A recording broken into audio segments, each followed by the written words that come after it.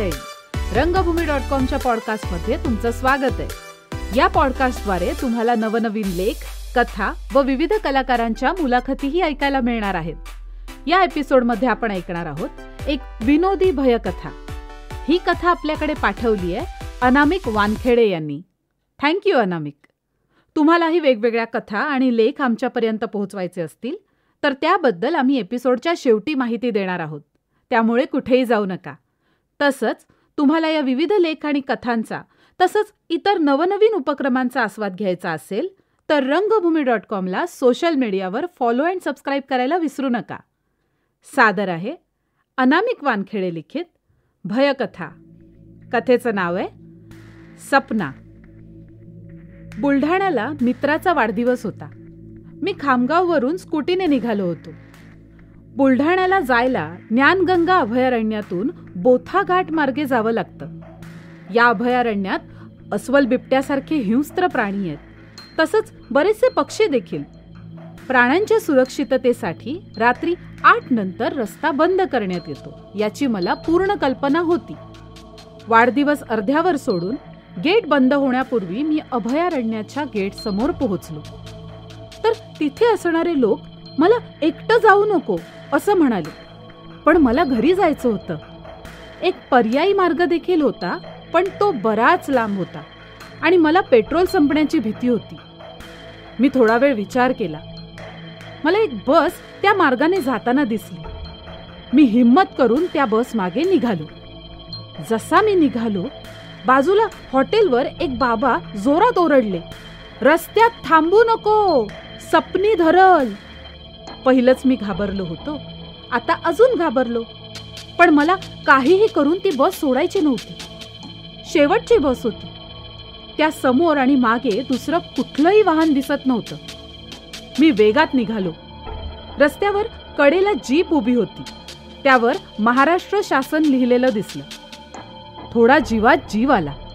रस्त्याने खूप दूरवर लाईटही दिसत होते. एका पाठोपाठ एक गाव निघून जात होतं. मी अजूनही बस मागे होतो.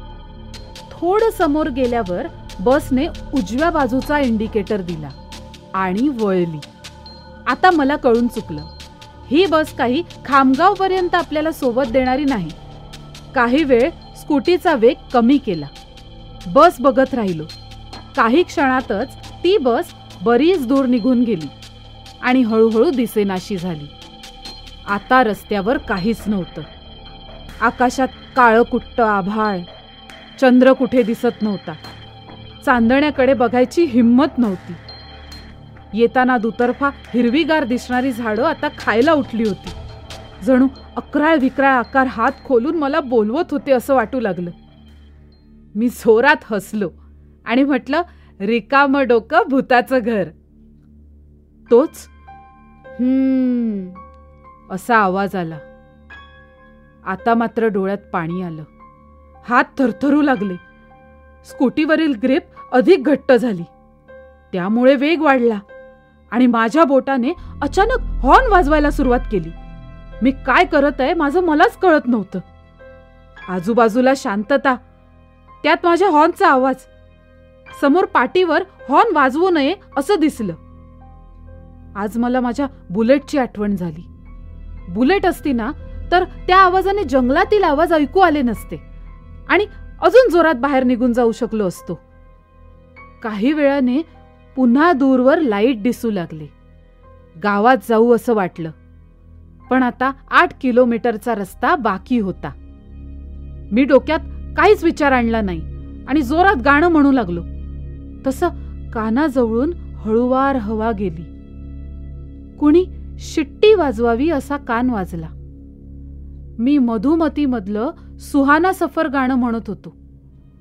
आता इतका रस्ता पार केला म्हणून मी खुश होतो. मी स्कूटीचा वेगही कमी केला. अचानक मला माझी स्कूटी कुणी बाजूला ओढतंय असं वाटू लागलं. मी पुन्हा वेग वाढवला. का थांबला? गाणं म्हण, असं माझ्या कानात कुणीतरी म्हटलं. माझे हात अगदी सरळ झाले. मला काही कळत नव्हतं. मी स्कूटी खाली पाडण्याचाही प्रयत्न केला. पण काही होत नव्हतं. आता कुणीतरी खांद्यावर हात दिलाय असं वाटलं. मी आरशामध्ये बघितलं, कुणीच दिसत नव्हतं.